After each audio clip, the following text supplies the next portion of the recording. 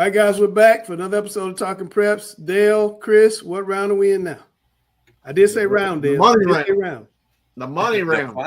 The money round. We're in the money round. Is this round 6? Championship round. This round 6? I guess. If you want to call it 6. Jim says round 6. Okay, round 6.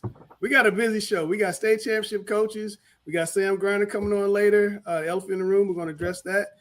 We got a really fun coach versus coach, and we're going to turn these guys loose on the 8 state championship games, which is twice as many as we've had recently, and we'll start with that on the backside of this.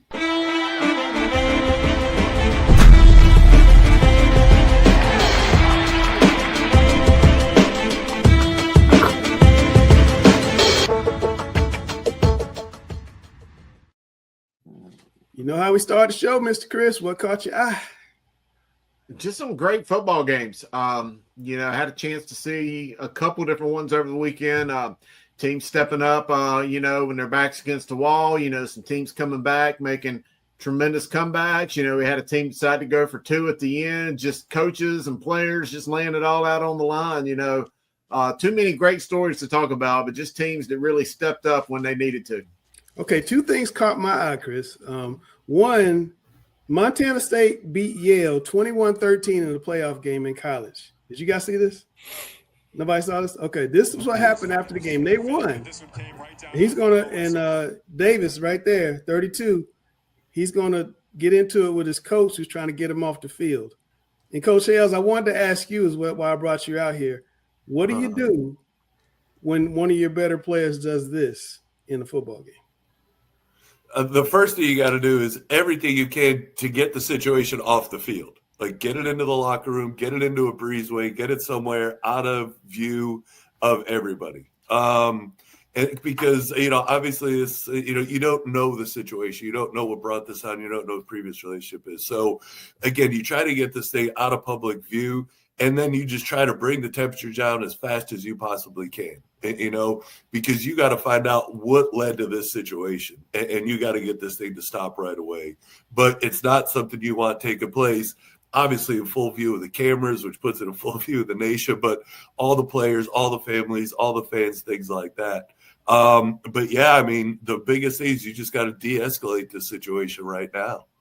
Gary, what do you think? This guy apologized after the game. He said all this was taken out of context, but he did apologize. Well, that's what most people say when they get caught in the act of something and they think everybody doesn't understand. Like Brian said, it's de-escalation. And he can apologize all he wants to, but there has to be some consequences for this. Well, they're playing next week. Huh? They are playing next week. They won. Yeah, well, it's got to be some consequences next week. And since kids are on social media, he needs to do it on social media so everybody can broadcast it the same way that they saw this. But, I don't know what caused it. If he's got a temper like this, I hate to see what he's going to be like the rest of his life. Yeah. The other thing that caught my eye, state championship game. Referee called this pass incomplete. You guys take a look. Tell me what you see. No catch. Dale, what do you think? No catch? From what I saw there, catch. But let's see one more time. 1, 2, 3, Got 4, it. He 5. runs. He had it to his chest. That's a catch. Like I said, it's not a catch. Not a catch. Jim, any thoughts? Oh, it was a catch to me. He said not a catch. That's 1, 2, 3, 4, 5 steps and a drop. Yeah, he had the ball to his chest too. He brought it up to his chest, so he had control. You see the referee signaling no catch. So here's the thing. To me, that's that's a catch. I can see how the referee misses this because as he kind of turns his body and shields it, like it kind of looks like, hey, I don't know, maybe it slid down his body. Next thing it comes out. But listen, here's the thing, man. Here's the thing, and I tell our offensive kids, right when we finish our walkthrough every Friday, 5. You're not down until you hand the ball to the referee. And if you leave this decision in the referee's hands, you're going to be disappointed more often than not. So, yeah, that's a bad call. That was a catch. But again, just finish the game, get through the end zone, get the ball to the referee. You ain't got to worry about stuff like this. Yeah, Jim, it's kind of like when the guys go to score the touchdown, they kind of hold the ball out right before they get to the line and drop it, but they've dropped it too soon. Is it kind of like that? Leon Lett. Yeah. Yeah, exactly what I was thinking about. Was it 93 or I think it happened to Lett twice, if I remember correctly. Super Bowl and I think Thanksgiving. here, Yeah. I'm with That was I'm the with fumble, the Hales. kick block. See, Just I'm with hand the ball Hales. to the official. That's all you got to do. Well, Yeah. I'm with Hales. I think the official may not have seen that he ever had control of the ball. Okay. But I do believe it's a bad call. I think we need to have instant replay at state championship games just for that type of thing. You got all the cameras. And State all the championships, games. yeah, I agree with that. I think that'd be a great chance. Championships can do it. They got the cameras. They have all the cameras. All right, guys, we're going to be back. We got a busy show, as I said. We're going to be back. We're going to turn these guys loose on the state finals, and I'm going to get out of the way and let the experts talk. We'll be right back. Hey, this is Chris Hughes, host of the Observer's Talking Preps. Proud to say that our show is growing and growing and growing, and we've got a brand new schedule. Mondays at 8 p.m., get our players of the week. No more waiting. Then on Tuesday, 8 p.m., catch me and Sam and all the guys of the number one show in high school football in North Carolina, Talking Preps. Wednesdays, 8:30, Dale Ross and Jim West will host Talking Preps OT Live, talking about statewide issues, trends, and interacting with viewers. And don't miss our post-game show Fridays at 11 p.m. where we wrap up all of the night's actions. At Talking Preps, we've got you covered all week. All right, guys, here we are talking preps back here, state championship week. Let's go right into it with our breakdown of the upcoming games. Let's start in the 1A classification. Thursday night, Thursday afternoon, I should say, Keenan Stadium. Wilson Prep taking on Robbinsville. Should be some unique differences in each team, the makeup of each team, different things they do. Jim, what do you think? I think we're going to see a lot of running in that game.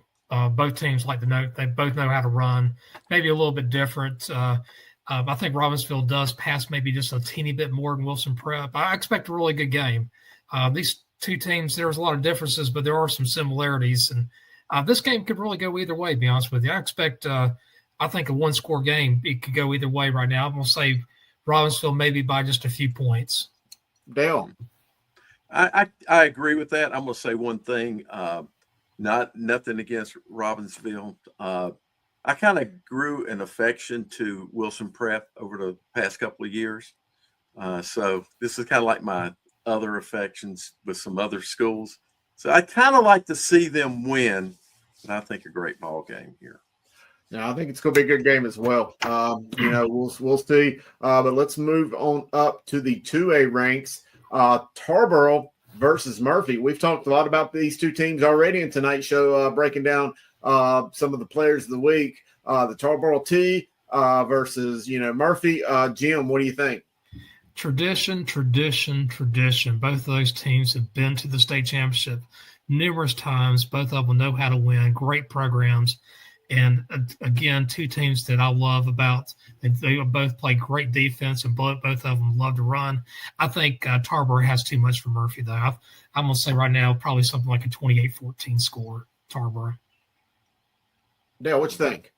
Yeah, Jim's right about the tradition stuff. When you look at the two teams facing off here, that's kind of, you're seeing two familiar names here. I think for Murphy to win this game, their defense will have to be lights out like it was against Starmount. There's no Gurley on that Tarboro team, but that's a dadgum good football team. You'd have to go back to 2016. That is 10 seasons ago to find a year that Tarboro didn't make a state championship game.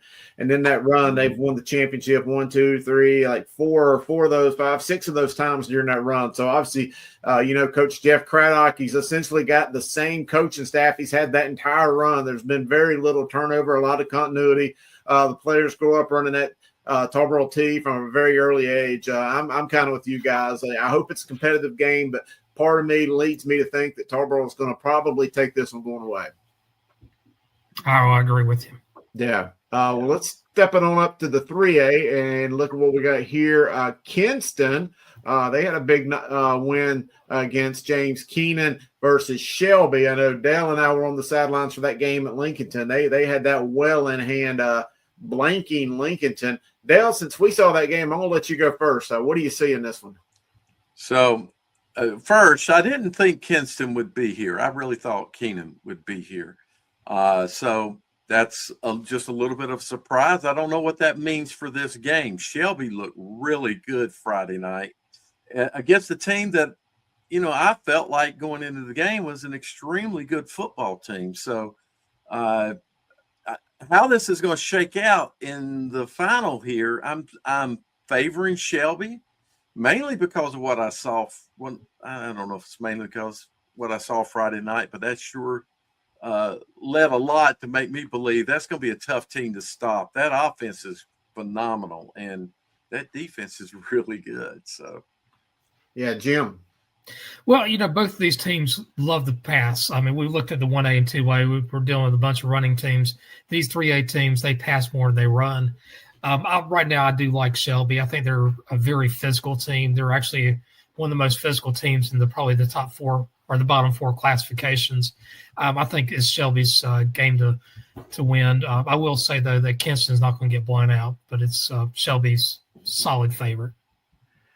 I hope Kinston's not going to get blown out. I don't think they will. But Shelby, and I've now seen them play twice this year, have probably played one of the most battle-tested schedules in all of 3A football. Opened up the season at Kings Mountain, a close loss to Crest, who's still playing. Then they just went on a roll. Then obviously Lincolnton, Burns, East Rutherford, Mount Airy, Eastern Randolph, Lincolnton again. I mean, they've been on a murderer's row of back-to-back good teams, and they've come out looking really good. I think this Shelby team, if they play the way we saw them play Friday night, it's going to be tough for anybody to beat them. So I think Shelby's got to at least be a slight favorite going in here. Chris, on the road in the playoffs here too. Remember that. On the road, every game. One thing I'll say about Kinston, they did play Tarboro, who also is in the state championship in the 2A and lost. They gave Tarboro the closest battle the whole season. So kind of an interesting dynamic. They sure did. So anyway, hey, that one should be a good one. Let's talk about 4A football. I think this is going to be a really good one. I went back and looked at my preseason rankings that I put out way back when, and I had Brevard and Reidsville 1 and 2. So, these are two teams that have been here all year long. There's no doubt I feel in either bracket about these two teams. So I think this is just going to be a good one. Jim, I'll give it to you first. One thing I like about Reidsville, they have a lot of veteran players on that team, especially in that passing game. They have 3 really solid receivers, all seniors, if I remember correctly. They've been there. They know how to get the routes done. Both teams play really good defense. I think Brevard has a really strong running game, a solid passing game. Both of them will play D. Both teams play defense really good. I think it's going to come back to who makes the more stops this game. I think it's going to be a very, very close game. It could really go either way. Right now, if I had to give advantage, I'm going to give Reidsville just the slightest advantage, but it's negligible almost. Dale. Almost the exact same statement. I'm leaning towards Brevard, though. I think their defense can get some things done. Maybe. The one little tidbit that I was going to throw out there is that these two teams have played each other 3 times in the last several years in the playoffs. 2 of the 3 were really competitive games. In fact, one of them, Reidsville had to do everything they could to escape with a 24-21 victory. So with that recent history, I don't think Reidsville is going to scare Brevard. I think that they're very much going to, have to line up toe-to-toe and beat a very athletic Brevard team, because they're way over there tucked in a really unique part of the mountains. There's not a lot of news sometimes that comes out of there. They're almost Georgia. They're almost South Carolina. They're way over there in Transylvania County. So a lot of news don't always come out about the Blue Devils, but I think they're a really strong team, and I do think that they're going to line up toe-to-toe very well with Reidsville. I think it's got potential to be a good ball game. Well, I agree. I think it's going to be the closest one of all 8 of the championship games. Yeah, I agree. And I would have a hard time saying that either team is definitive favorites, but I will say Reidsville might have a little bit more talent, but I just think it's going to be a good game. Anyway, let's move on to the 5A before we take a break and talk about the big classes. And this is going to be that.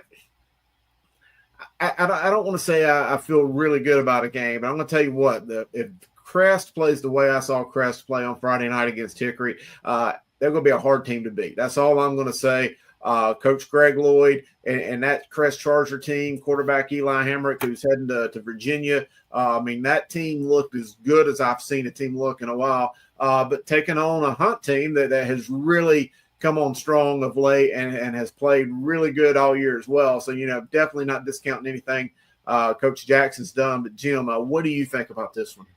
One thing I'll say about Hunt is they're young. They have a young team. I think they're actually going to be better next year than they are this year, and that's a big statement. That being said, this whole year I've said the 5A in the West was much stronger than the East. Of all the 8 championship games, I think this one would be the least competitive. I think Crest is a sizable favorite in this game. Again, though, Hunt has a really good running team, just young. I think you need your seniors in these games, these moments. No. Crest is such a dynamic team, a strong team, and they, in some manner, seems to have gotten stronger as the season and the playoffs. I don't like to talk running clocks and, sizable margins. I think they got a big shoulder or a big weight on their shoulders to make this a competitive football game. This is just too good of a team. And I can agree with Jim on this might, unfortunately, be the least competitive game. Yeah, very, very, very possible. Crest just has a lot going on. Great coaching staff. Coach Toms, Frank Toms, defensive coordinator, had come over. He's a Crest grad, UNC grad. Had come over from Forest Hills, and once he kind of really took the reins of that defense, I've seen that Crest team really improve over the last couple of years. But anyway, that's going to do it for the 1A through 5. We're going to take a quick break and come back, and then we're going to unpack the 6A, 7A, and the big time one, the 8A. So stick with us here, Talking Preps. Hi, I'm Scott Fowler, sports columnist at the Charlotte Observer. I have been here 31 years, but you know what I never have had before here? A newsletter. I've got one now. It's free. I'd love you to sign up for it and get my take. Every single time I have a column, you'll see it first. Panthers, Hornets, college sports, high school sports, whatever controversies going on. Sign up for my free newsletter, and you will be able to get my column every single time earlier than anyone else. All right, guys, here we are Talking Preps. I got the whole crew here, so we must be ready to talk about some big boy football. So let's jump right into it. This 6A state championship game between Middle Creek and Watauga. By the way, raise your hand if you had these two teams picked at the beginning of the year to be in the finals. Not it. Not me. Not me. No, Granted, I'll say this. I think 6A football was about 15, 20 teams deep coming into the year. There's a lot of really good teams, and that playoff run was a gauntlet for both of these teams. But I'll admit that I did not have the Pioneers or the Mustangs playing each other. With that being said, the game Saturday up on the mountain in Boone, the 43-42 Donnybrook between Northern Guilford and Watauga may have been the most exciting of the year. At least that's what you said, Gary. What impressed you the most about this Watauga team? Well, the speed, first of all, their team speed. You don't think of Watauga as being a team that's got a lot of speed, and they have it. But, I just love their offense. I mean, they have spread concepts and they have double wing concepts all mixed together. And I just don't know how you can prepare for that. Sometimes the quarterback is under center, sometimes he's in the gun. You have different, sometimes they're in the spread, sometimes they're running option. I mean, they do so many different things that it's just hard to line up and play defense. And on top of it, they're in no huddle. So you don't know if just getting lined up is going to be hard. And then they run the motions. And I see why they score a lot of points is because they get they get defenses confused and they get a lot of big plays. But what, the thing that stood out to me is I thought it was over midway through the second quarter, and Northern Guilford came back, and it was a scoring fest. And then the nerve it took to go for 2 for the win. Because usually they say at home, you go for the tie. And if you're an underdog on the road, you go for the win. He was at home and not the underdog, and he went for the win. And the only criticism I had of the whole game was on Northern Guilford's next to last play. You knew they were setting it up for a field goal. They ran, the ball was already on the left hash, and they ran the ball to the left again. And I was talking to somebody on the phone while I was watching, and I screamed. I was like, no, you got to run that to the middle, and that angle for that last second kick was just too great, I think, for most high school kickers to make, and he missed it to the left. But other than that, that was the best high school game I've seen all year. Yeah. This is a great time of year, or a great era for Watauga football. Not only are they really getting it done this year, undefeated, an incredible team. I do think they'll be favored going into the state championship game. But look at the ACC championship game this weekend. Duke running back Anderson Castle, who is just running all over people for the Blue Devils in the collegiate gridiron. Just a couple years ago, he was the quarterback for Watauga, one of the best I had seen, and was a master at running a lot of those concepts for Coach Havoc. And now all of a sudden, they got another quarterback who I think is just like him, and Cade Keller, who's a Swiss Army knife and can do a lot of different things. I mean, this Watauga team is really good. But, oh, by the way, Middle Creek's they've got a part of this equation too. And they got a quarterback that we've talked about here on Talking Preps with some of our players of the week a couple years ago in Lex Sevilla. So they're pretty good too. The East real well. What do you think about this Middle Creek team? Oh, I'm a big fan of Middle Creek, to be honest with you. They got a really good passing game. And on top of that, they have a good running game that complements that passing game. Their defense is solid. Going into the season, when I saw the classification that Middle Creek was in 6A, they used to be a pretty big 4A school. And then obviously I think Felton Grove is probably eating into them. And that school should be up and up next year. This team's got a lot of talent. I think they're going to go toe-and-toe against Watauga. I think a lot of people are talking about how strong and what great talent Watauga has. Middle Creek's a tough team. This game could really go either way. I haven't really made a decision about who to favor. I think Watauga may be a little bit out on foreign territory, not being on the hill for the last 5 weeks. So I could see Middle Creek winning. I'm gonna say right now maybe Watauga by just a hair. Jim, a lot of us have short memories, and a lot of people probably fail to remember that run that Wake Forest had, winning 3 back-to-back 4 AA state championships over a decade ago now. But I think 2 of those 3 championships that Wake Forest won, they had to beat Middle Creek, maybe in overtime 2 different times during that run. You're right. You're exactly right. I remember one time seeing those 2 teams playing in the non-conference schedule, and I'll tell you right now, Middle Creek gave Wake Forest a fit during that period of time. Middle Creek is not a team that you can just take for granted. Yeah. Dale, what's your thoughts on this one? Really, I'm just going to say this. I picked against Watauga, and the reason I picked against them is their playoff history and what I've seen. So I've factored a bias into my pick. Watauga has earned my respect both with their going for 2. They had obviously the confidence in their team and winning and getting to the state championship. Whether they're playing in the mountains or wherever they're playing, a great team should be able to play anywhere as long as the conditions are right. And a great team should be able to, if you're a really great team, you should be able to win. Doesn't matter where you're playing. And so I don't think there's an advantage or disadvantage for anyone of where this game is played. And Watauga seems like they might have something special going on. That's all I'm going to say. I'm not picking anything yet. Sure. Coach Hales, any thoughts on this one? I think it's going to be a shootout is what I think.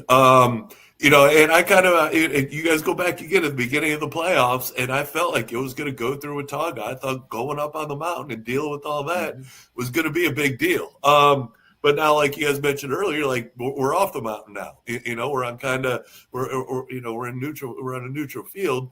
But I think one thing that's really, because we featured again, like we featured the quarterback from Middle Creek on the show. We featured the receiver from Middle Creek on the show. That offense that Watauga runs, Gary, that you love so much, and I do too. I think it's a blast to watch that stuff. Like that stuff keeps you in games when you don't have the best of talent. Like being able to do a lot of different things is really, really beneficial to you. But now you have a situation where the talent is there along with the scheme, and then you end up with a special year like this when we finally break through and get to the state championship game. And and again, do I know who's going to win it? Absolutely not. But I would take the over in this one because there's going to be a ton of points scored, I believe. All right. Should be a good one. Hey, let's move on and talk about the 7A. We're just going to ratchet that intensity up just a little bit more with this game.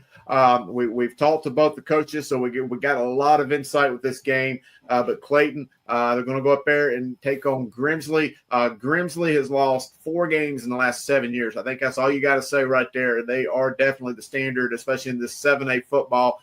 This is going to be a tough game. A hard one, I think, to say that the Grimsley's not the favorite in this one. But Clayton's for real too. They got some pieces to the puzzle. Jim, I'll give it to you first.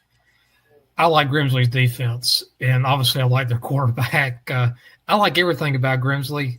I think the world of Scott Chadwick. I think Clayton's going to they're going to have their hands full with Grimsley. And while Clayton overall they'll have probably a tough time slowing down Faison. I think it's going to be a tough matchup for any team, to be honest with you. But just kind of my own thoughts. I think last week might have been the state championship game for the 7A. I hate to be that blunt, but that Weddington Grimsley game was the one I had circled from week 1.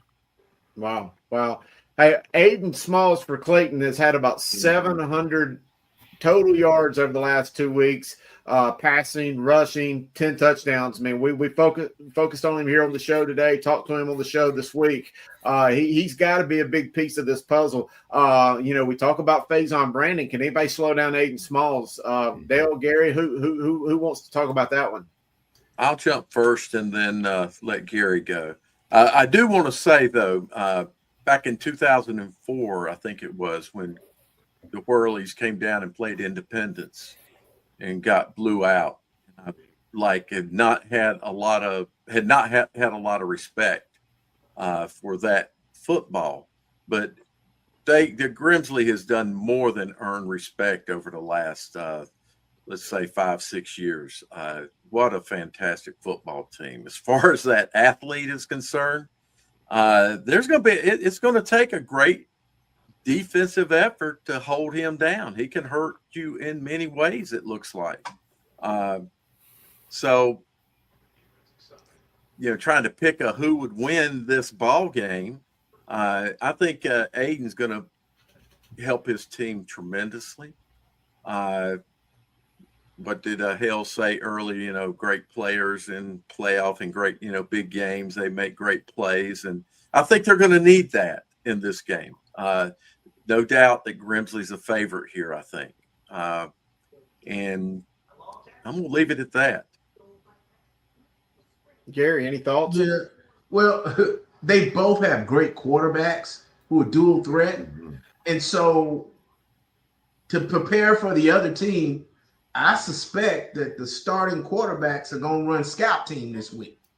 So they will be used to playing against a great quarterback because they see one every day in practice. So that's what makes this game interesting for me is the nature of both teams' quarterbacks. I think the team that can slow down the other's quarterback, as well as having some success running the ball with a traditional running attack, will probably win. It's hard to pick against Grimsley because it's it's not a team, it's a program. And you're playing against a program as opposed to a team. I don't know much about Clayton. I do know about Coach Chadwick. And so they won't get out coached.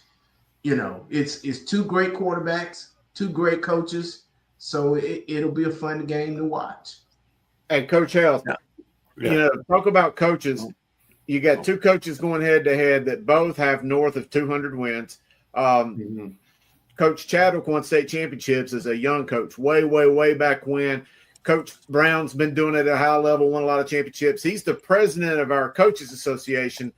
So obviously these are two coaches that have a lot of respect. But when you have two superstar coaches going head to head and you've been in those battles yourself, how does that factor in and kind of the chess match aspect of trying to outcoach the coach?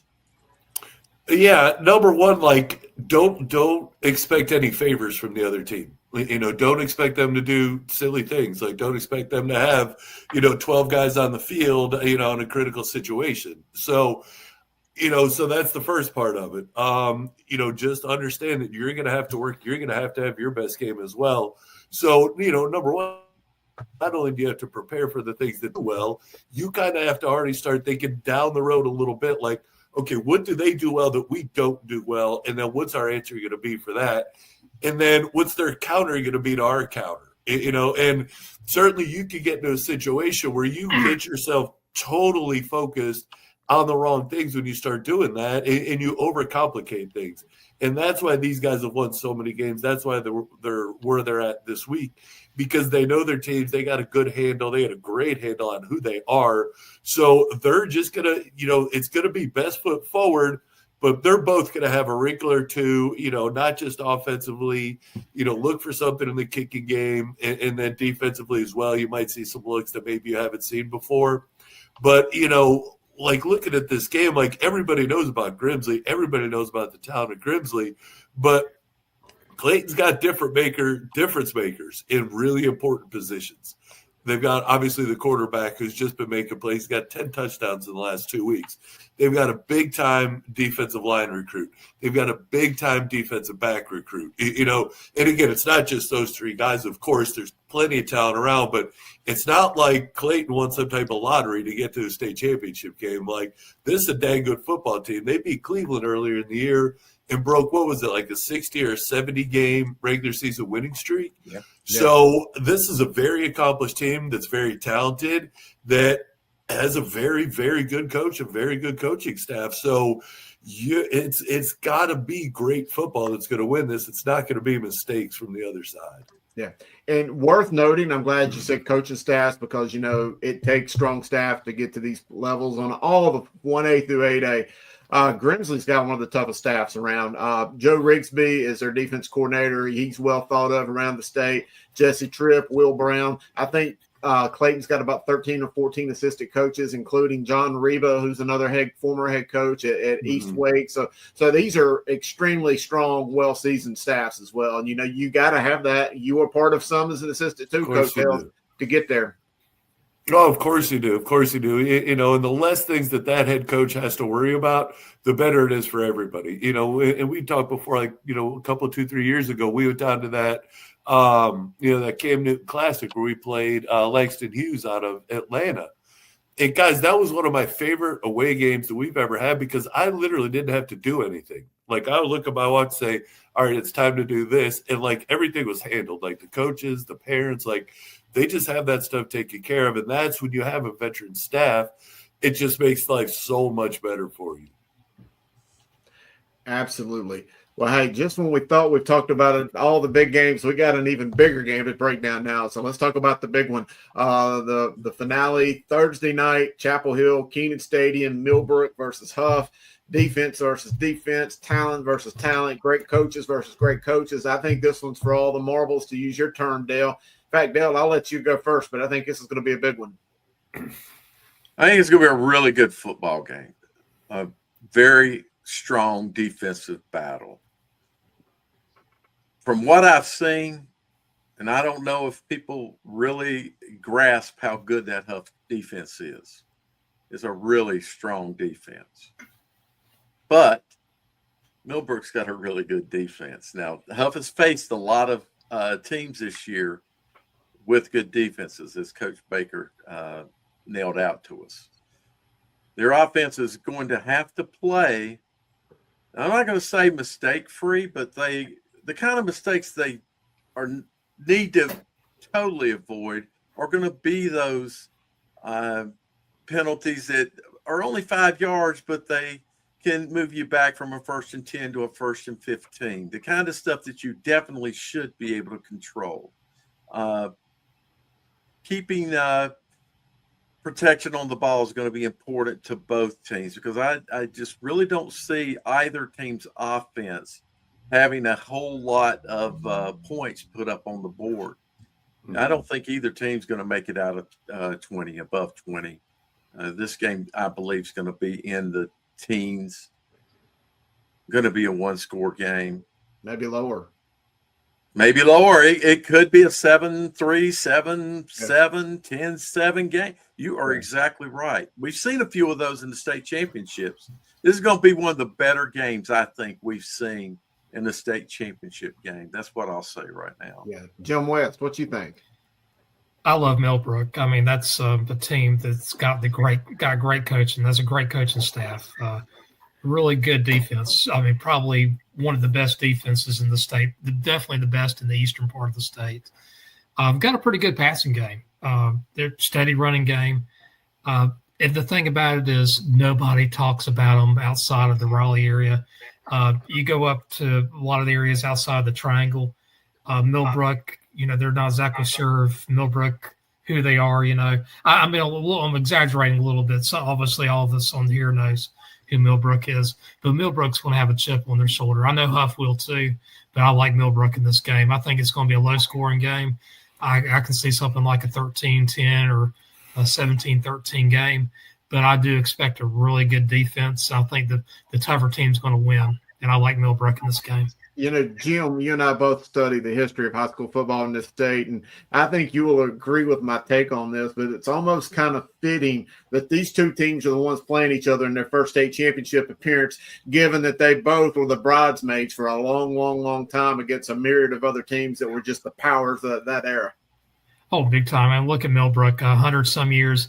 Back in the 70s, it was Gardner, of all teams. They were the bridesmaids, and you had like the Wake Forest runs. You had some other teams that had a big run. Millbrook has always been a very solid team. They also used to lose to teams like 71st in the playoffs. Now they're here and they're ready for business. Yeah, seems like they lost in the regionals several times to Northern Durham, to Garner, to Douglasburg, 71st, like you mentioned. They always seem to kind of hit that stumbling block in the 4th round. Oh, you're exactly right, and we'll see what happens now.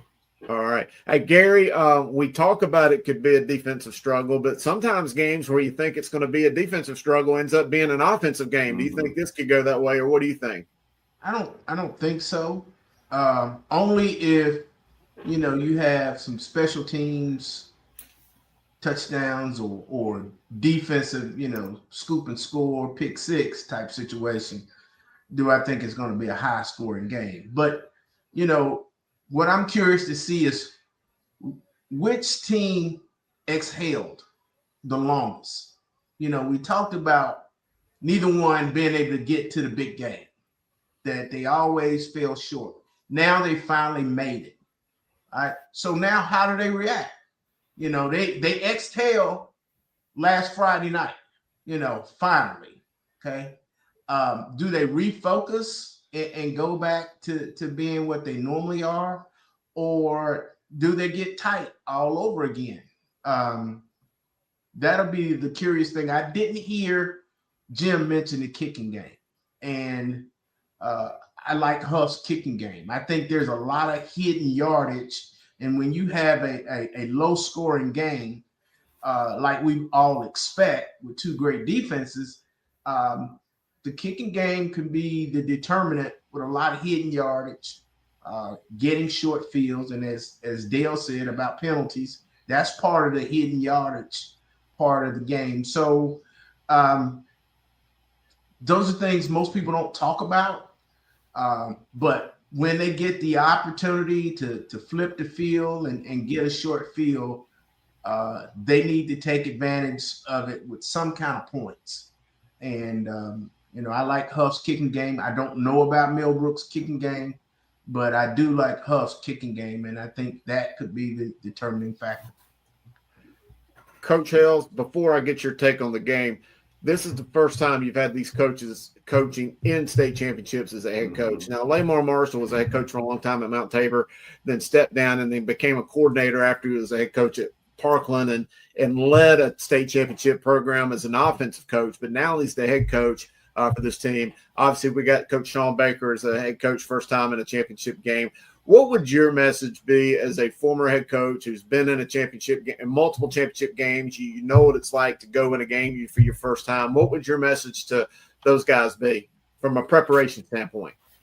Like almost take the, Gene Hackman did in Hoosiers, where he took the tape measure and he measured the rim, that it was 10 feet from the floor, and then it was 15 feet from the free throw line. Because to me, the most unfortunate part about the way these playoffs shook out is right here in 8A with these two teams getting to the state championship game. Because I think this is the round that this 8A is going to be the most pressure-packed one out of all the state championship games because of the reasons that you outlined. It is the first time there for both of these schools. And, obviously Millbrook's got a much longer history behind it, but Huff's had a lot of conversations about them as well, about getting to this round and now winning this game. So it's unfortunate for the coaches that they weren't able to just get off the bus and then go right back into game plan and get the kids right back on the field. Like they almost have had this week or, last week really, where I'm sure they're getting patted on the back a heck of a lot, a lot of congratulations, a lot of great job getting here. And it's almost like my fear would be that they lost that edge a little bit. So, number one, like how did they practice last week? Did they have 1 or 2 days where they kind of got really physical, or did they just kind of hold back a little bit? So I think you've got to go about this by just turning this into a normal football game as soon as you can, get the nerves out of the way as best you can. Like they're going to be there. I mean, there's nerves out there for everybody that played today in the NFL as well. So you're not going to get rid of that aspect to it, but just again, how soon can I make this a normal game, for these kids, for the coaches, and, how can I be a voice of calm through all this part? Wow. What's your thoughts on the game? Even as you guys are saying, it's going to be a defensive game. Like there's going to be points because there's just too many great athletes on the field. And again, whether these scores come strictly from the offensive side or you get some from the defensive side as well. But there's just too many athletes out there that could take it all the way. Now, Coach Baker wasn't real happy with a lot of us right here for not picking Huff last time. Apparently we have some magical powers that, if we don't pick Huff, then they magically are going to win the game. So, Coach Baker, this one's for you. I don't want your team to come away disappointed. So I'm going to go ahead and take Huff in this one. I think they've got I think they just – I said it last year too, but I think this is the year for them, just with the talent they've had there, with, the times they've gotten burned with getting so close. I just think the motivation is so high for them this year that I think this is the year they're going to bring it home. Wow. I'll ask you one more football question because you're the state championship winning head coach. You can answer these questions more than anybody else on this panel. But when you get games in this situation together, two teams that are this closely matched, a lot of times games that really come down to about 3 or 4 plays, determining. Sure. And how can you as a coach kind of plan or maybe prep for those 3 or 4 plays, maybe trying to foresee maybe a punt return or a punt block situation or something? How do you try to foresee those 3 or 4 plays in advance? You can. And that's the beauty of it. That's the beauty of playing the game. That's the beauty of why we watch it, because you don't know when they're going to happen. So instead of just trying to instill that in a week, That's something you talk about all year. And that's why, even like we talk to our kids about, you're not just a champion, at 7:00 on Friday night when the ball goes up. Like, that's how you live your life. Like, from the way you get up, the way you prepare yourself to start the day, and so on and so forth. So that's how you're approaching this game. Like, all right, now this is a really big play. We really got to focus. This is the one that could change the game, because you don't know. So you got to go out there and you got to play every play like this is the one that's going to change the outcome. And then it becomes a matter of, like, do you dance with who brung you, so to speak? Like, do you just stay tried and true to who you've been all year? Or do you start to change things up a little bit? And who knows the answer? For some coaches and some staffs, like, by just staying true to your identity, like, that's the answer. That's how it works out. But then you have this other team that says, we're going to shake things up a whole bit, give them a whole bunch of things they haven't seen before. Who knows? Who knows which answer is right? Like, whoever plays better, that's the right answer. Whoever protects the ball better, that's the right answer. Like we talk about the answer, to who's going to win, the answer to who's going to win the games, the answer every week. The questions change, but, do you know where you're supposed to line up? Do you know what you're supposed to do? Are you in a great stance? Do you play to the best of your ability? Now, you could be playing a spread offense. You could be playing Watauga's all-everything offense. You could be playing a wishbone. If you answer those 4 questions properly more often than the other guy does, you're probably going to win the game. Yep. All right, man, that's Coach Hale. He's got all the answers there. Man, appreciate that. Let me go over the schedule real quick. Thursday night, Thursday afternoon, the 1A championship, Wilson Prep versus Robbinsville. Actually, I think I think I read with the Western teams or the home teams in this one. But anyway, the 8A 8A at Chapel Hill as well. Millbrook versus Huff. Friday afternoon at Chapel Hill still. Middle Creek versus Watauga. The 7A championship Friday evening at 8 p.m. Clayton versus Grinsley. And then Saturdays where we'll kind of mix up the schedule a little bit. Saturday morning is the 4A championship at Lenore-Ryan. That is Reidsville at Brevard. And then Saturday evening is the 2A championship at Lenore-Ryan, Tarboro versus Murphy. And then also concurrently Durham County Stadium, which is a great facility, by the way. 2 p.m. the 3A title game, Kinston versus Shelby. 5A championship, James B. Hunt against Crest at 8. That'll be a good one. I'll be at that one for sure. But, man, that is a great schedule. Big-time weekend for high school football, and can't wait for it to get here.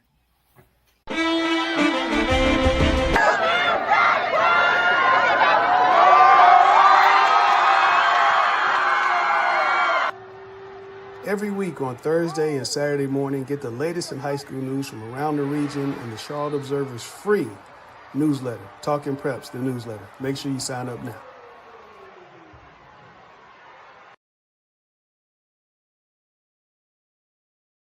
All right, guys, we're back on Talking Preps. We have a very, very special guest, one of the North Carolina high school football's biggest fans, biggest supporters, Deana King, one of my favorite people. How you doing, Deana?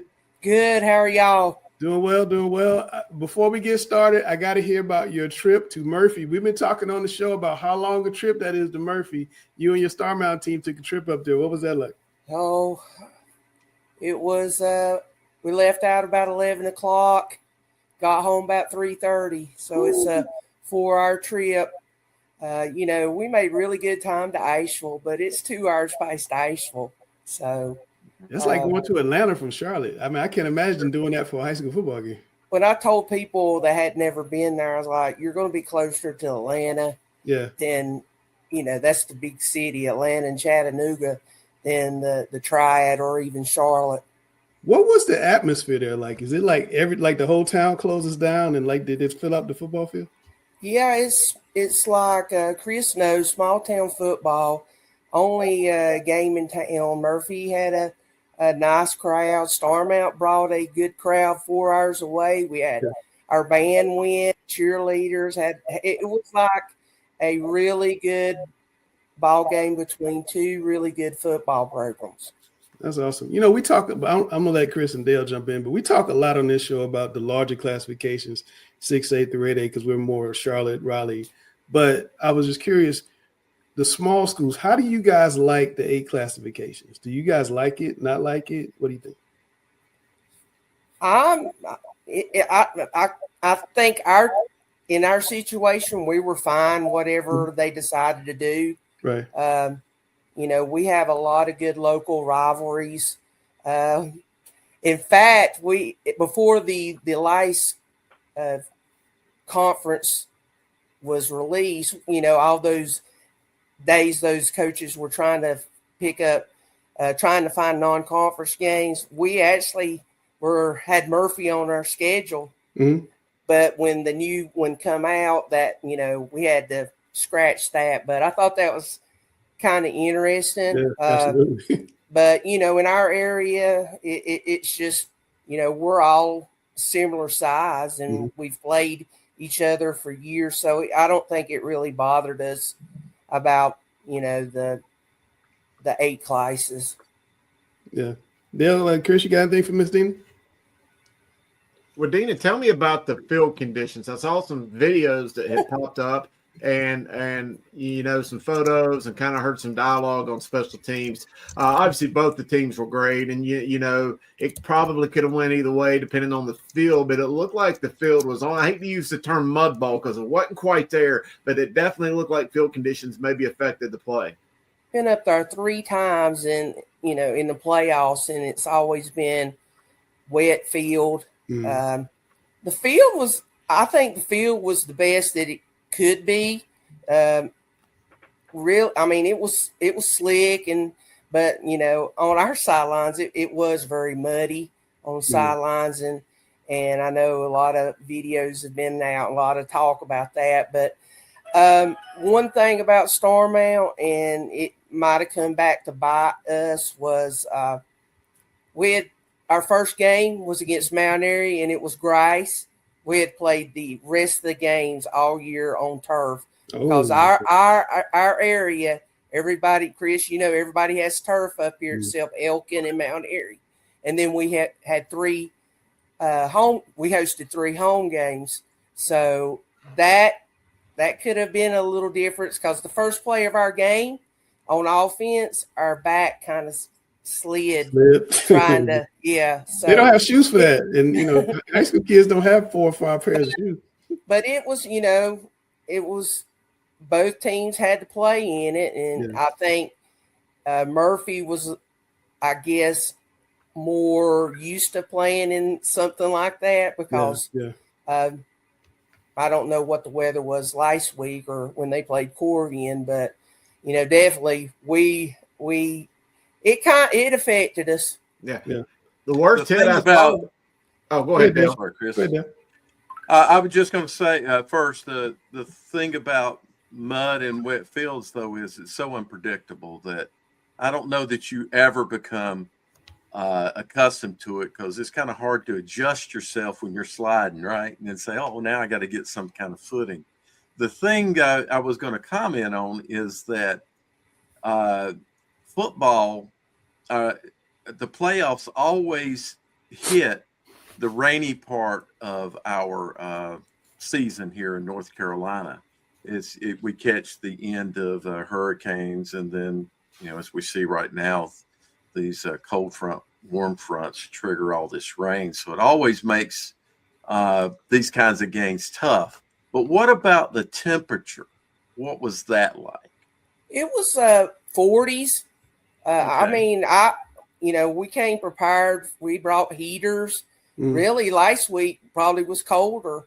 It actually was a little bit warmer in Murphy than it was up here in Yakin County at game time. So I was commenting because we went prepared, had heaters, the hand warmers, quilts, heavy coats, toboggans, and you know, it was 40s. You know, it dropped some, and the Valley River's right there behind the stadium, so we figured it'd be a little bit cooler, but you know, it wasn't that bad, and not like I've set out in some games before where I've been so cold I couldn't even feel my legs. But it was okay.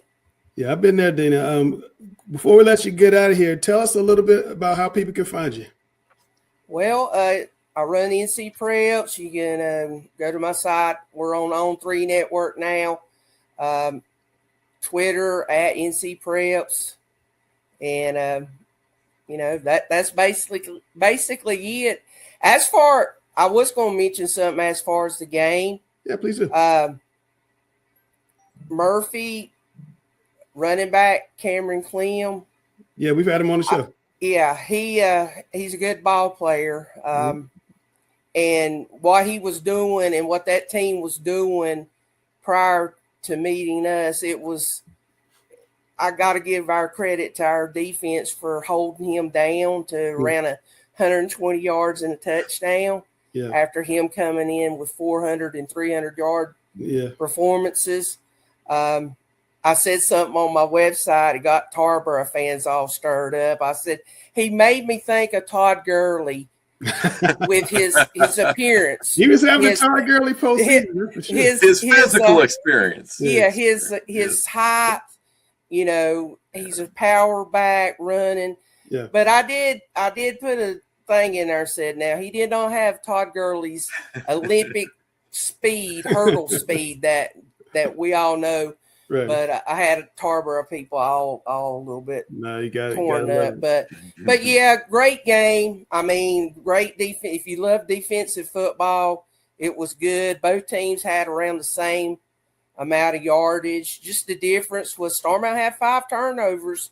You can't have 5 turnovers and some killer penalties to when you're playing a team like Murphy at their place. Yeah, absolutely. Well, Deana, thanks for coming on with us. The queen of high school football, North Carolina. Check her out, ncpreps.com. Has been doing a great job for a gazillion years. As long as I've been around, you've been around. So it's good to see you. Well, thank y'all, and thanks for what all y'all do for our high school sports and athletes. I mean, we're lucky in North Carolina. We have so many people that care about high school athletics, and you guys are right there at the top.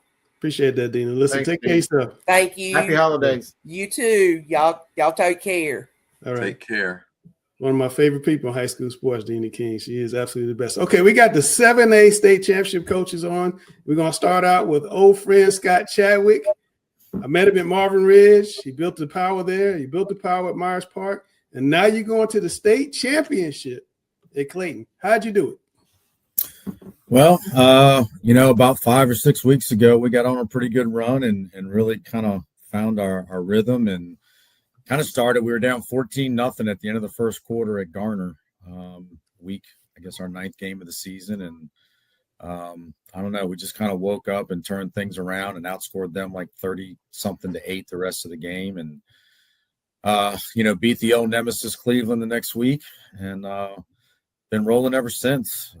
I think to kind of look back over the last few weeks, the fact that we beat Cleveland and Cardinal Gibbons, in the last month, pretty big wins for us. Mr. Aiden Smalls, I know you coach Drake May, you coach some great players, but where does he kind of stack up in the players you've seen? He's having one of those we just talked about a kid from Murphy had a magical postseason. This kid's having a magical postseason. After the game the other night, I kind of called him over, and in the 4 years I've been at Myers Park, 4 years I've been at Clayton, I've never given a game ball, after a game. Yeah. But you talk about a kid that rushed for over 200 yards, threw for 180.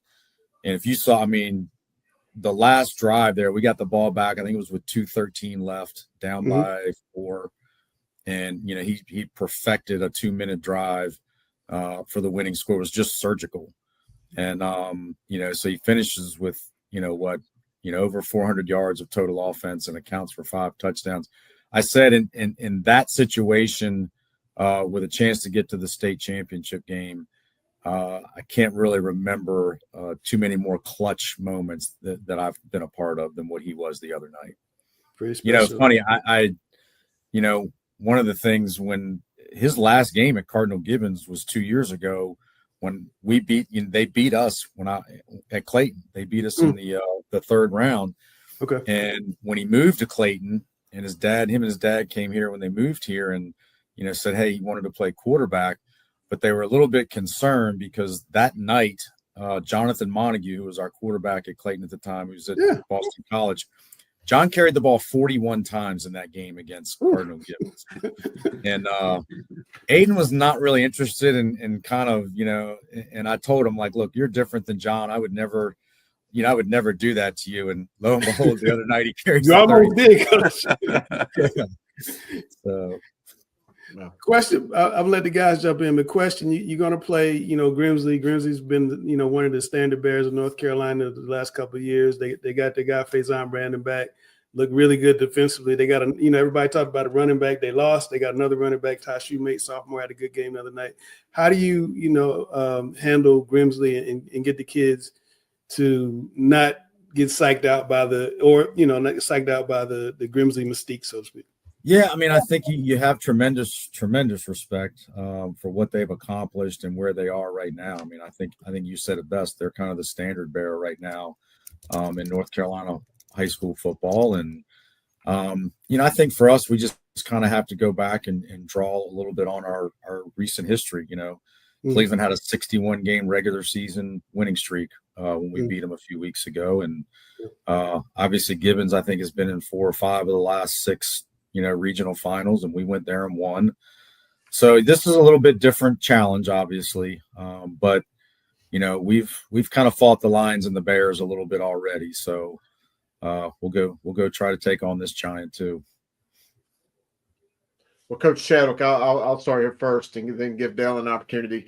I've known you a long time. You've had some great teams over the last 20 or so years here in North Carolina that we've all been a part of, perennial 9, 8, 9, 10 win type of teams every year. Marvin Ridge, obviously we know the success you had at Myers Park, but you go back almost 30 years. I know you were a state championship winning coach at Boley High School in Maryland, at Lackey. You guys were always winning 12, 13 games a year. You had a great run at Greenbrier. But I say that you've had so many special teams over the years. Where does this Clayton team, and maybe not just this year, but the program, the rise to get to this level, where does this kind of rank up there with your greatest teams? Because you, like I said, you've been around a lot of really good football.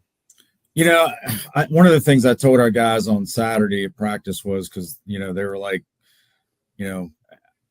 I went to 3 state championships in 4 years when I was like, young.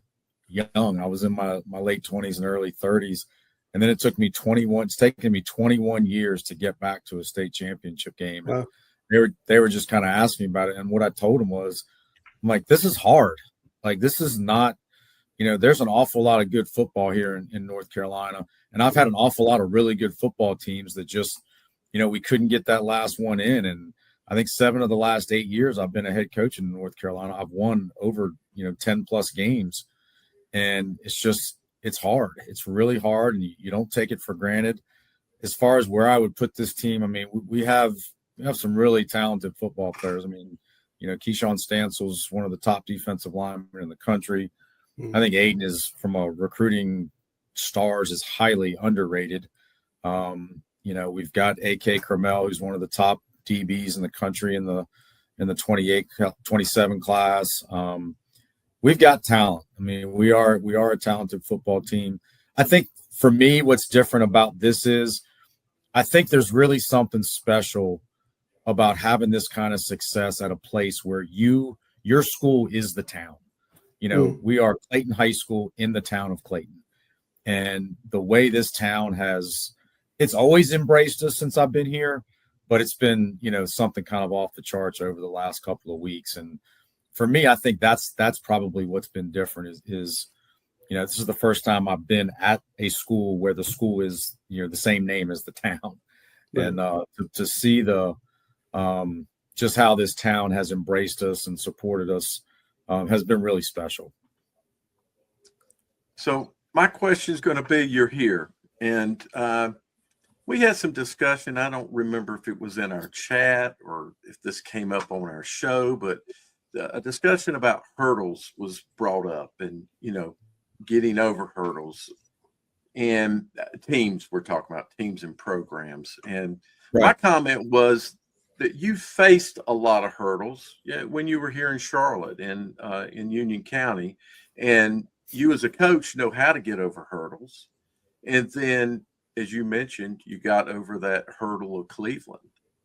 And now you're here, and you've kind of spoke to how prepared your team is, but this is a little bit different situation. This is for all the marbles. Back when I was young, we played marbles, right? So all the marbles, meaning you get to take, you knock all of them out and you get to take everything home. How do you feel about your preparation? Not about the team that you're facing. We know they're good. How do you feel about your team's preparation to go into this game with what you've achieved this year? One of the things I said to him on Saturday was that, you always try to learn from mistakes that you make and things that you do wrong, but you can also learn when you do things right. And one of the things I'm learning is this stretch of the last few weeks where we have just taken it to a whole different level. One of the things that's changed is our practices have been so much better. We've been a much better practice team over the last 5 weeks. And it's one thing I've told them is that, hey, learn from that. Learn that you're doing things the right way. Learn that you're preparing the right way. And you're seeing how it's translating to Friday. And we're going to have the best week of practice we've ever had this week to have a chance against Grimsley. And so I feel really good about where our preparation has been over the last 5 weeks. It's Sunday night, so I don't know where we are right this second, but if we can continue to prepare during the week the way we have over the last month, I think we'll give ourselves a shot on Friday. Well, Coach, listen, thanks for coming on the show. Best of luck to you in the state championship. I didn't realize it's been that long, but tremendous accomplishment. Enjoyed watching you guys all season long, and love to have you on the show anytime. And you never tell me no either. Anytime, Langston. I don't think I ever have. You never tell me no. Good luck, Coach. Thanks a lot for coming on, man. All right, guys. Thanks. All right. So we want to bring in the other coach in the 7A state championship game, Coach Dale Brown. Coach Brown, the last time you were on with us, you would come back fishing, I think, with your kid in the car. Where you coming back from? Playing golf. What we shoot? No, not today. I hadn't. Well, not today. Oh, you played golf the last time. That was the last time. So okay, I got you. This time I just dropped my wife and my son off at the restaurant that we eat at every Sunday night. So when I get done with you guys, I'll go in there and join them. Awesome. Well, look, man, I just want to ask you about the game on coming up. You guys probably are looking like a heavy favorite coming in. How do you relish the role when you kind of the standard bearer, for everybody else in your classification? Yeah, I mean, really just we don't really worry about that kind of stuff. It's just a week type thing, week to week. We treat every week the same throughout the year, and really just focus on every year for us is a new year. And we always focus on this particular team that we have right now, and don't talk a lot about the past or what we did last year or whenever, and just kind of want to make it this year the best experience we can for the kids that we have. Our guys have really been focused and locked in, and they'll be ready to go this week too, I'm sure. Okay, Faison told our Richard Walker that he did hurt his hand against West Charlotte. He has. Say it again. Look, I think we lost Langston. Yeah, I lost Langston there. I was saying, Faison Brandon told us he had wrist surgery on Friday. He hurt his hand against West Charlotte. I was wondering, how did you keep this team together when he was out all year? Yeah, so he had surgery on his thumb. He tore ligaments in his thumb in the West Charlotte game. Okay. And really, for us this year, we've had a lot of guys step up for us. I mean, we lost two big-time players in Mitchell Summers at running back and Bryce Davis on the defensive side of the ball. And them two guys, even with Faison last year, those two guys were really kind of the alphas of our football team. One on offense, one on defense. And then going into this season in week one, you lose your top-ranked player, your quarterback, the guy that's the leader of our football team. And I really feel like our guys just really elevated their games all across the board. Defensively, we've had a bunch of players that have elevated their game. Offensively, we got some seniors that have been a part of big games, but they took their game to the next level. And then obviously our freshman quarterback, Brody Lowe, he stepped in and played 9 straight games, started for us, and did a real great job of just kind of getting the ball to the right people at the right times, not making mistakes. He's extremely smart kid. We're very excited about the future with him. But I tell you, a lot of credit to the rest of our guys, just kind of all of them stepping up in that adverse situation. And our football team, I think, really got better during those next several weeks without Faison. Coach Brown, it's tough to get to the state championships, even when you're the standard bearer. And you played a very tough team Friday night, and your first half was, really tight. The whole game was really tight. But some questions we've had were, what adjustments did you make at halftime? And I think that's a key thing to being able to get to a state championship is adjust around a game like this and end up with success. That question, and coupled with, why did you run counter so much? What did you see? Well, I'm going to answer the second one first.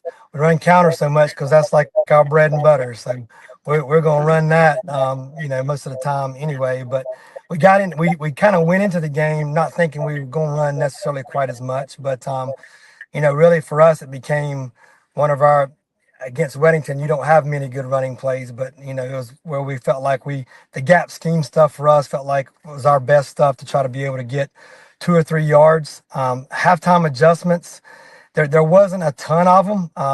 We played a great defensive first half. And then offensively, we knew going into the game, just because we played these guys so many times, we knew it was going to be a tough task to score the football, to move the football. We lost Caden Cato in the first quarter, who's our best receiver.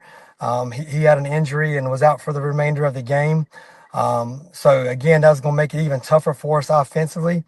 And we had talked all week, our game plan going with them is to not panic, not get frustrated, understand that 2 or 3 yards is a good football play. Understanding that if you can get the ball out to the midfield and flip the field and maybe get a 3 and out and get a short field, that's huge for your football team. Just playing complementary football.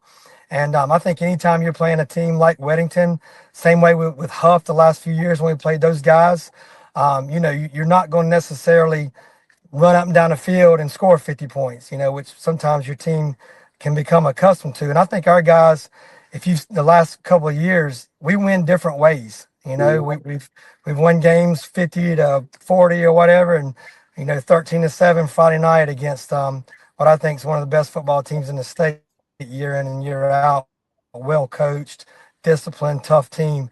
So I'm really proud of our kids, our coaches, our program, just for the simple fact that we find ways to get it done no matter what. So that's kind of what we did on Friday night. Hey, Coach, I just kind of somewhat want to follow up on that take you just had. We obviously know a lot about Faison Brandon. Last year it was Mitchell Summers and the incredible career he had. But over the last 7 years, your program has only lost 4 games in 7 years, to include several state championships in that run. And you've had a lot of different kids over that time. It's not just always the Summers or Brandon. There's been a lot of young men that's come through that program. But to maintain that kind of dominance over a long term, how do you and your coaching staff keep the things you're trying to teach them fresh in their minds? Because sometimes it seems like kids could just kind of become complacent and think, oh, well, I'm going to Grimsley, I'm automatically going to win. How is that a challenge for you and your staff to keep this momentum going? No, absolutely. That's a great point, Chris. I mean, it's something that we talk about. First and foremost, kind of what I said at the beginning, every year for us is a brand new year. We break everything down, just like we will this year. When we get to January, we start over with everything that we do. We don't just say, this is what we're running offensively, defensively. Like, we look at our personnel. We may move guys from one side of the ball to the other. But, our standard, and a lot of people say this stuff, but it doesn't matter if it's Faison or the last guy on our roster. Our standard's our standard, and they got to live up to our standard. And we've, benched kids that people have told me, they said, man, if you sit that guy out, you're going to lose. And I'm like, it's more than that for us. We're going to do things the right way year round, not just during the football season. And our kids understand that. We talk a lot about not getting complacent. I think we try to be creative, doing different things every summer or things to try to motivate, not necessarily motivate, but just let them know, hey, this is a new year. It's a special time for you, trying to make the most of your moment. And, this team's thing has been kind of like leave your mark. We've said that a lot. Just because we have guys that have had a lot of success and have done a lot of good things, but this is a moment right here that you won't get back no matter what you've done in the past. It's this moment right now, making the most of it. So our guys have stayed hungry. We've had, again, our coaching staff does a great job with them. And I think the biggest thing to kind of wrap it up is there's no egos within our program. Like I've got great coaches on my staff. A lot of them have been with me, 3 or 4 of them has been with me for over 10 years. They're worthy head coaching candidates, but they love where they're at. They're not in it for personal accolades. They're in it for our kids and making Grimsley football the best it can be. And it's a special time to be around there. And then our players follow suit with that. They see how our coaches are, and then our players model that behavior. So it's been a lot of fun, but, we work hard and don't really dwell on the past at all. Coach, man, congratulations on making to another state championship. You got me ready to run through the wall. I can tell you get motivated up there. I appreciate that. Well, look, man, enjoy dinner with your wife. Best of luck in the big game coming up, and we'll catch you maybe next week after you potentially win another state championship. Sounds good. Hope to be here. All right, man. Take care. All right. Thank y'all. That is Daryl Brown, the president of the Coaches Association and the head coach at Grimsley. And we're going to be right back at this message. We're going to talk to the 8A state championship coaches right after this break.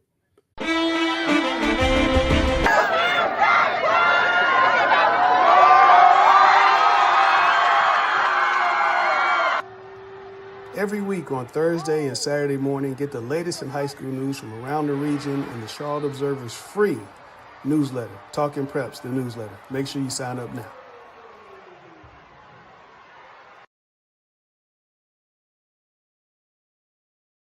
All right, guys, we're back. Well, it's time to talk to the 8A state championship coaches. We're going to start up at Millbrook with Coach Marshall and the star linebacker Carson Adams. Carson, we'll start with you. What's it like to get to the state championship game, man? It feels wonderful. I mean, I know it's a blessing, and I'm very thankful that we get the chance to do this. And we talk a lot about Raleigh football and its changing perception. There's 2 teams from Wake County making to the state championship this week. What does that say about Wake County Raleigh football? I think that means it's evolving, and we're just supposed to keep getting better and better. And we have great coaches coming around here. And you guys are known for your defense. Why is that defense so good? Yes, sir. We our defense is built on being a family. We're always with each other. Tonight we do films every Sunday. Yeah. We always hold ourselves to a standard at practice. Always run into the ball, just always keeping your head up, communication, just all the simple things that really put the team together. Yeah. What's your favorite part about football? You like hitting people? I love hitting people. Why do you like hitting people? Doesn't that hurt you too? Sometimes it hurts a little bit, but it usually hurts them more than me, so. I feel you on that. We're gonna bring you Coach in. We're gonna let you hang around. But Coach, you had a long time to look at the film. With this bye week, what have you seen out of Huff? And let's start there. I'll have a follow. But what have you seen out of Huff on film? Huff's a great football team, man. I mean, they're nationally ranked in some polls for good reason. They're extremely balanced. On offense, they got a huge athletic offensive line, and they can spread you out while at the same time, ramming a really big running back who runs extremely hard, downhill at you with a dual threat quarterback and a quartet of dangerous receivers. So we've got our hands full. You see similar athleticism and size, that deadly combination on the other side of the ball, an extremely well-coached team. So it's a big challenge, but, Huff is the type of opponent that you expect to see in the 8A state championship game. Yeah. So it's going to be a heavyweight fight. We know we're going to have to take some blows, but our guys will be ready. flipping it, when you're on offense, Huff has a defense similar to yours, but they have a defensive back, Samari Matthews. The teams have only thrown that 15 times all year. What do you see about him on film that he's kind of this Revis Island type of high school player? He's got great size to begin with. Ideal size for for that position, and he's instinctive, which is one of the best characteristics that you can have as a defensive back. And he's got excellent ball skills as well.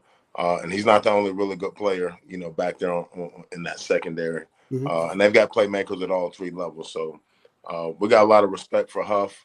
We understand that we might be an underdog in the game. We're not accustomed to playing the underdog role, but we're happy to play it this week and not have the pressure on us for once. But at the same time, again, we're confident in our guys. We've had an excellent year. Carson spoke to the standard that we set, and everyone is beholden to it on our team, coaches and players. So, we're excited about the opportunity to play for the whole thing. Okay, I don't want to hog time from Dale and Chris, but I did want to ask. We had Rashad Street on our Player of the Week show, and the dude was a beast. He's just in the backfield all the time. Last week, 10 tackles, 6 solos, 4.5 tackles for loss, and 3.5 sacks. 3.5 sacks? Was that like his halo game? Was that just normal? Oh no, man. He had 26.5 sacks as a sophomore, which really put him on the map as a national recruit and one of the top players at his position in the nation. And so he does a great job for us, man. He's got a motor that never stops. He's one of the engines, that makes that defense go. So we're happy he's on our team, and we got a bunch of guys who are like-minded, over there with him in the same uniform. Chris. All right, Coach. Well, hey, before I dive in, I got to ask you, how proud are you today as a Duke University alum and former player for the Blue Devils? How does it feel? Listen, man, it's a great weekend for the Bull City Devils, man. It's hard for him to ask that question, right, Coach? It's really hard for him to ask that question. Yeah, I know it is. I know Chris for a long time. I know where his loyalty lies now. No, Lamar and I go back further than anybody probably realized, about 30-some years, and that's all good. But, Coach, through that time, I've known you. You've coached at Mount Tabor, obviously at an extremely high level. Parkland, a lot of people may not realize you were a coach at Davidson College right there in Huff's backyard. So you've seen a lot of really good football over the years. And then obviously, what you're doing right now out there, Spring Forest Road and Raleigh at Millbrook High School. But tell me, what is it about this team, and when did you realize that this team was special? Showing up to practice every day. I talked to you back in the spring and then again during summer workouts. So, you kept raving about how special this team was. But just tell me what it is about this team and when you realized that this was really, really a special bunch that could go a long way. We're kind of, reaping the seeds that we sowed a couple years ago, man. Ever since I've been on campus, man, I've been raving about how just how great the quality of kid that you get at Millbrook is. Just from a coachability standpoint, from a work ethic standpoint. We played 12 sophomores in prominent roles, most of them starters last year. And, they've been through some wars. So now they're fully grown up, along with an excellent senior class that we have. So, as soon as the season was over, as soon as we got knocked out the playoffs, last year, Thanksgiving weekend at Hoggard, our guys went to work. So we knew we had something special going on, pretty early on in the off season. And, our mindset was to win a championship. And so, that was the expectation, and our guys put in the work. So our guys deserve to be here. I'm extremely happy for the opportunity that they have. We're not taking it for granted. We have a lot of respect for our opponent, but at the same time, we're coming in as a confident team. So, we're excited about this Thursday. So there's no question you deserve to be here. You brought up the point that you might be the underdog. We won't debate whether you are or aren't. You obviously have had a great season. You have a great team. What do you do then if you feel like you may be treated as the underdog? I'm just curious. I don't want you to give away any, secrets that might be there, but how do you prepare your team to assure themselves that they aren't an underdog. Is there anything you're going to have to do differently this week, you think? Well, I mean, we never consider ourselves to be an underdog, but we do have our ear to the street. We listen to the media, including this show. And matter of fact, I was listening to the show, I think last night, Dale, and you mentioned it. Huff was maybe one of the top 7 or 8 teams that you've ever seen out of Wake County, and that's a big statement. You did say that. And I agree, they're a great football team, man. But again, that's the type of the quality of opponent that you're going to face in the state championship game. So, our guys have been up to every challenge. Our focus each and every week is on ourselves and all of the controllables, and ultimately how well we execute as a team. And so our approach will be the same this week. It's been a little bit different of a preparation for this game, given the bye week, and then we've had kind of weather that's kind of interrupted a little bit. But this has been a resilient group, and so we'll be ready to go to war. Coach, I would think there'll be more Millbrook fans there just because of proximity. Do you think that'll give you guys some advantage that grandma and uncle are in the stands and I can see them and they're probably outnumber Huff? Maybe I've seen 6, 7, and 1 in these type of games, but do you think that's going to create an advantage for you guys and it may have a home field type feel? We're expecting a big crowd, man. That the response from our alums, from the whole Millbrook community, has just been outstanding, man. It's been unbelievable. We'll actually have a lot of former alums, former players and students at the school coming in from out of town and out of state. I'm sure Huff will be well represented as well. So we're expecting a big crowd to get behind us, but ultimately, you got to make plays, block and tackle on the football field, and so that's what the focus will be from us, actually on the football team. Yeah, well, Coach, thanks for coming on. Carson, thanks for coming on. Best of luck to you guys. I'll see you in Chapel Hill, and I will catch you after the game. So it should be a great game. Looking forward to it. Yes, sir. Appreciate y'all. Right. See y'all. Congrats. That is the Millbrook coach and Millbrook star linebacker. And we're going to bring on the Huff football coach, Coach Baker, here in just a second. There he is. Coach Baker, like you eating, boss? Yeah, me and the wife are having a date. All right. Well, we won't hold you too long. Coach Marshall says that Huff is the favorite on Thursday night. You buying that? Man, listen, we just want to get there, kick the ball off, and play ball. All that favorite stuff, you know what I mean? Like, people have their opinion, but it is what it is. Like he said, you got to kick the ball off, you got to tackle and make plays. How does it feel? I mean, you've had a little bit of time now to have the euphoria of making the state championship. How does it feel now that you're in the state championship? Man, it was an surreal moment last week. You know what I mean? Just getting there, getting over that hump and things like that. Right now, we're just doing business as usual. Game plan like we normally do, practicing like we normally do, and just getting ready and getting on that road. Is it weird though to have this break, like right before the state championship, to have this bye? Do you actually like the extra preparation? And is there a chance of being too prepared? Now, I mean, you know what? I don't really like it that much, man. You got to try to keep your kids focused. Everybody's excited to be in the state championship game, but they know they don't have a game on Friday, and so it's things that certain things you got to do to keep them motivated and up to the task to get the work done. So it's okay. You know what I'm saying? If we had some injuries, I would have said yeah, but we're relatively healthy, so I don't really like it that much. Okay, before I let the guys jump in, I did want to ask you. I want to talk to us about Ethan Royal. He never comes on the show because he said, I'm going to wait till after the state championship. He always tells me we're going to talk soon. So I guess we're about a week away from talking possibly. But tell me about Ethan Royal and then Samari Matthews, because when you sent me the stats, he's only been thrown that 15 times in 13 games. That blew my mind. So tell me about those two players specifically. Man, Ethan has came a long way, man. He's been great for us all season.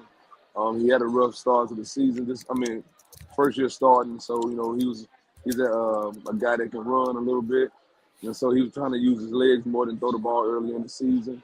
And he got comfortable with our protection calls and comfortable with the O-line and knowing where the ball's supposed to go when it's supposed to go there. And he's been sitting back and he uses his legs when he needs to, but he's been a spot on the team that we kind of needed because he's one of those guys that he's rowdy, he'll get up in your face type guy. You know what I mean? And he never get too high, never get too low. So he's been great, man. And I told him at the beginning of the season, I said, it's not fair. It's your first year starting, but I said, for us to get to a state championship game, you got to go through you. You got to play well. And he took the challenge, man. He's been doing great. And, man, with Samari, man, I mean, what can you say about him? He don't get thrown that much. And, you know, sometimes it get boring for him. And so we try to move him around a little bit just for him to get some action. But he's been great, man. Again, like when he's not getting thrown at, man, he's coaching everybody else up on the field, making sure everybody where they're supposed to be at. So, I mean, it's not too much I can't say about him. He's great. And, listen, I got one more game with him, and I'm going to enjoy it. Does he allow you guys to play a little differently, put an extra guy in the box? I don't know what it might be. Does he allow you to play a little bit differently because he's basically taking away half the field? And you know, yeah, he do. It's some things that we can do because of the type of player he is and what he does. So he does allow us to play a little differently in certain situations. Dale? Okay, Coach, first of all, congratulations for making it here. Humps are gone. People can't talk about humps anymore. We still got to win. You got to win it, but, you know, you're there. I hate I'm not going to be able to be there. But one of the reasons is because this looks to me to be a very defensive football game. Mm-hmm. And it could flip on an offense making some kind of mistake. Right. Are you seeing this as a big defensive game as well? And how do you feel your offense, giving away no secrets, but how do you feel your offense will be able to go against that defense? Well, I mean, they got a really good defense. I mean, the D-line is really good. They move around a lot. The linebackers is really good. Number 2 is really good. He gets to the ball. Secondary ain't bad at all. 16, he's real aggressive. He's a tackler.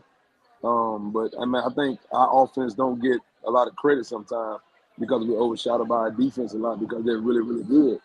But we played the Myers Park defense, the Mooresville defense, the South Points defense, Holland Springs defense.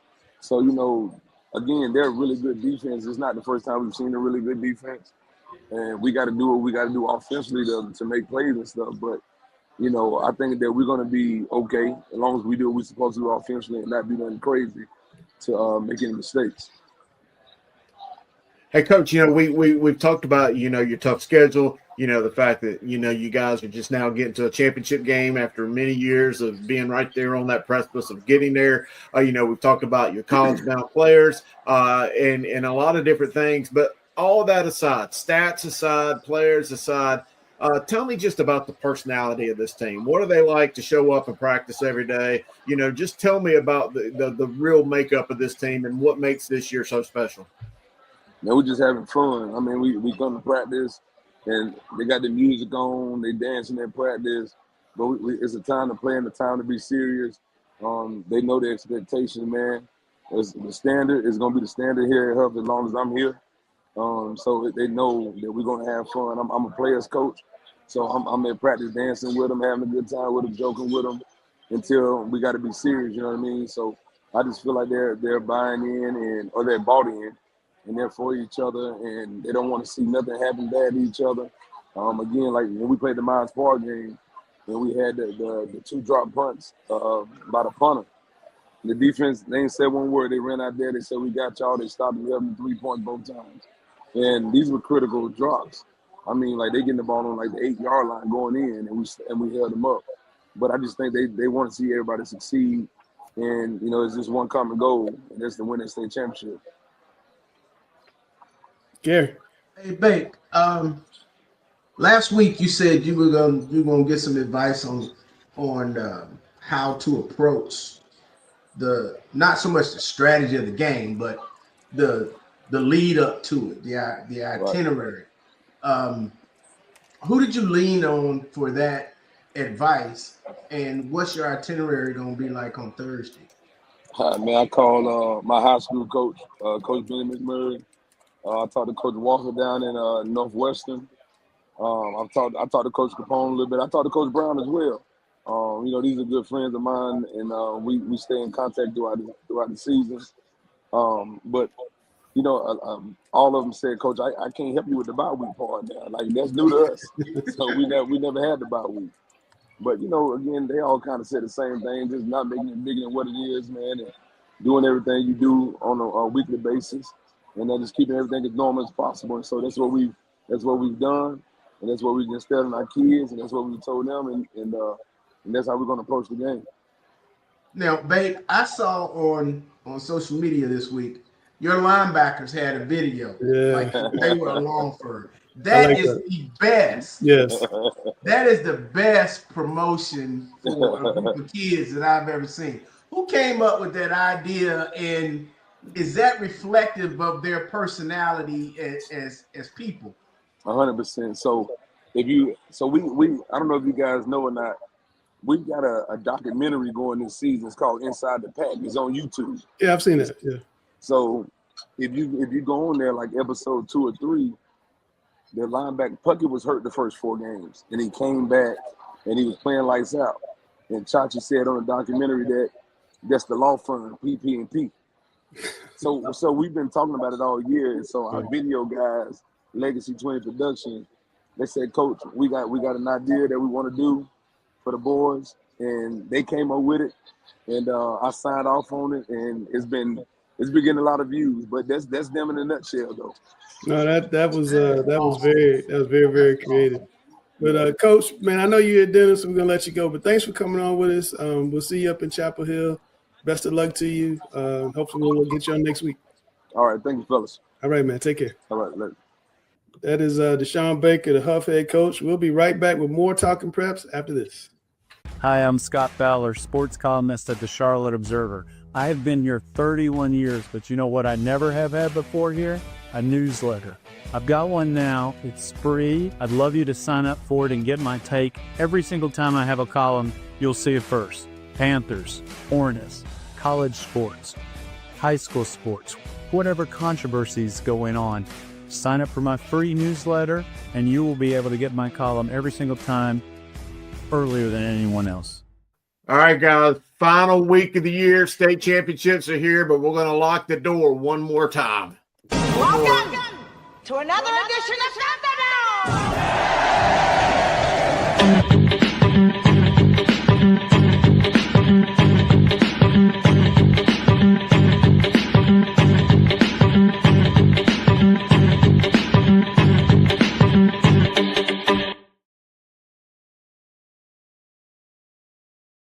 All right, let's do this. State championships are here. Coach versus coach. You know how we do it. We got 3 questions. Coach Grinder, do you want to kick off or do you want to receive? You deferring? What's the deal?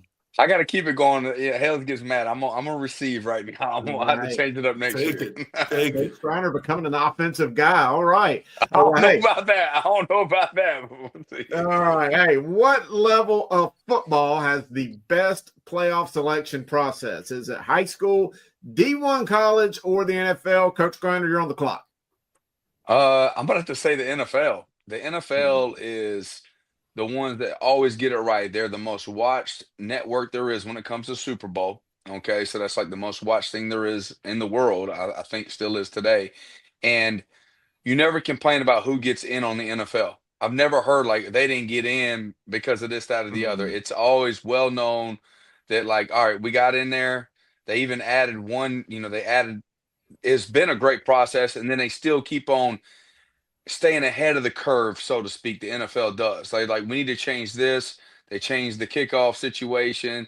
They're always the best, and they're always willing to change to stay the best. That's what makes the NFL process by far the best. Gary. I will agree, and I will say that after what we saw in the college process today, with some deserving teams getting left out, and with the part that we saw with, and I brought a prop for this question. Here's my little prop. This is my participation trophy from when I was 10 years old playing for the St. Anne Saints Pop Warner football team. You still got it though, Gary. I still got it. And I feel like that's what high school playoff participation has turned into. So like you said, Sam, the NFL, they have it the best. because they don't leave it up to computers. They don't leave it up to a selection process. And I think that college is too subjective. And I think high school lets too many teams into the playoffs. So you like the 8A version is basically what the one that Hells can see in bold lettering. Well, I don't like the 8A because you only have 32 teams across the state, but you got 3/4 of the teams that are 8A in the state going to the playoffs. Yeah, it's but they're all like they should have a play out, you know. maybe so, but like you don't want too many. I think. What do you think the most rounds should be in high school, so to speak? Unless that's another question coming up. Four. I agree with it. Hells, you're up. Yeah, I mean, it's obviously it's going to be a clean sweep. It's the NFL because to start the season, like what you got to do to get in the playoffs, basically, and it's for more, for lack of a better term, it's even. I saw a video the other day, John Gruden talking about it. Like, how could you have a conference champion when you don't play everybody in the conference? In the NFL, you play every team. Well, in your division, 2 times. So who the best team is in the division. Like, you want to go to the playoffs, you win the division. So, like, now, like, you're even looking at, like, here in North Carolina, conference championships don't even matter, So it's silly. And I think college is more silly. That's the dumbest one of all. So, no, I think it's an easy question. This is the NFL. All right. Well, hey, Hells, we're going to stay right here with you for this next question. Several playoff games were moved to Thursday due to concerns about Friday's weather. Would you rather play in bad weather on Friday or keep a normal week of preparation or play it on Thursday but lose a day of preparation and some gate revenue? What you think, Coach? I love chaos. I do. Like, I'm a fan of chaos. Like, I love drama. I love other people's drama, not my own. But so, like, chaos, like, if somebody would call me on a Monday and be like, hey, we got to play, like, tonight, I'd be excited about it. But great, let's go. Let's go play now. I had a great friend. I have a great friend that I coached with for a long time. And he used to say, by this time of year, you're just keeping them busy until Friday anyway. You're just giving them something to do until Friday. Like, you know what you're going to run. Like, you have a pretty good idea, how they're going to line up, this, that, and the other. But you're going to do your stuff anyway. So, yeah, I'm all for it, man. If somebody comes in and says, we got to immediately, like, about face and we're playing now, even better. Like, because I hate pregame. I hate, like, the worst hour of the week for me is from 6 to 7 on a Friday night anyway. Like, committed to pregame, we're playing right now. That's where I'm at with it. Coach Cronin. Yeah, I like the cat in the jungle type attitude right there. Like, there's food, let's go eat. I love it, man. That's good stuff. I'm gonna be honest with you. When it comes down to playing in bad weather or not, it would depend on what type of team I had. If I was a very defensive oriented team and another team was high powered offense, then I would like to play in bad weather. I do like chaos. I do. I kind of live in that myself. I enjoy it. And so I wouldn't mind if someone said, let's go play in an hour, I'd be all for that too. I'm a lot like Hells when that comes. But if I had my choice, like play on a Friday or play on a Thursday based on the weather, it depended on the type of team I had that year, to be honest with you. If I had home field advantage and I was able to make that choice and the weather could affect me in a bad manner, then I probably would try to play on a Thursday. If the weather was in my favor, then I definitely would try to do that and play in the bad weather. Gary. Every year since I've been retired, somebody has asked me to come coach football, basketball, some years both. Can you come help us out? Can you come help us out? And I've said no consistently for the last 6 years. And people always ask me, why? You're a great coach. Well, here's the reason why. I hate practice. So practice. Anything that's going to shorten the week and get the game there faster, I love it. Because I love games. If I could only coach games, I would still coach. But I can't stay in practice anymore. And let's do the middle. These guys will retire. And I ask certain coaches all the time, when you gonna give it up? When you gonna give it up? And They said, well, when did you know it was time to give it up? I said, because I was tired of going to practice, you know, and I was out for a few years, and then I came back to help Jupiter for a year in football and 2 years in basketball. And then I told Jupiter, I'm done. And he was like, why? And I was like, because it's practice. And see, I love Jupiter. I can't believe you're blaming Jupiter for your retirement. That is crazy. No, I'm blaming That is practice. my favorite I'm blaming answer of the whole practice season. for my retirement. Yeah, I'm I blaming love it. practice. Man, So I let's love it, play on Gary. Thursday. That's the move best up to answer. Wednesday. I love it. That's it. Practice Monday, Tuesdays, The play on best Wednesday. answer of the season. I love it, Gary. Middle school terms. I like it. I'm going to give this next question right back to Gary then. Gary, what is the most unique trend you noticed in high school football this year? The return of the running back, where you have backs that are gaining consistently over 200 yards a game. I think the return of the high school running game, and of course, if the running game has improved, I've noticed also a decline in the number of quarterbacks who throw for over 2,500 yards. We reached a point there where the best teams had a quarterback who threw anywhere from between 2,500 and 3,000 yards and over 30 touchdowns. And now we're seeing the pendulum swing back to the running back. So I think that's the trend that I noticed the most this year is a return to the emphasis on the running game. So you're saying people are getting smarter. I got you, Gary. That's pretty cool. Sam. So I would say it's a non-football related situation. I would say it's the media. I would think that everyone wants a camera, and the biggest thing is how can you promote your team within the media? And a lot of the people in high school now are like, going with a certain, like you heard Baker talking about Legacy 20 that does a great job for them. And they, came up with the Triple P law firm, which was very creative. I think that's the biggest trend. I think I've seen some more highlights, not like a typical highlight for like you would see on Twitter for kids to get recruited. I see more highlights about a kid, what he did in the game. He might have had a poor game. He might have graded out at like a 62, but he had them 3 explosive plays on them highlights, and then they hype it all up and stuff like that. They don't get all his missed blocks or whatever the case may be. I think that's the biggest trend is the media portion of it, which I understand, but that's the biggest trend. Coach Hales. All right, so and this isn't unique to high school football, but you guys got to go back for my answer here. We got to go back almost to week 1 of the show when we did this for the first time, and I told you guys, I gave y'all a heads up. I am going to be one of those get off my lawn guys, right? Like we discussed this, everybody knew this was coming. So here is my answer. Here we are at the ultimate show or the penultimate show, wherever we're at. It's the dang uniforms, man. It's the uniforms.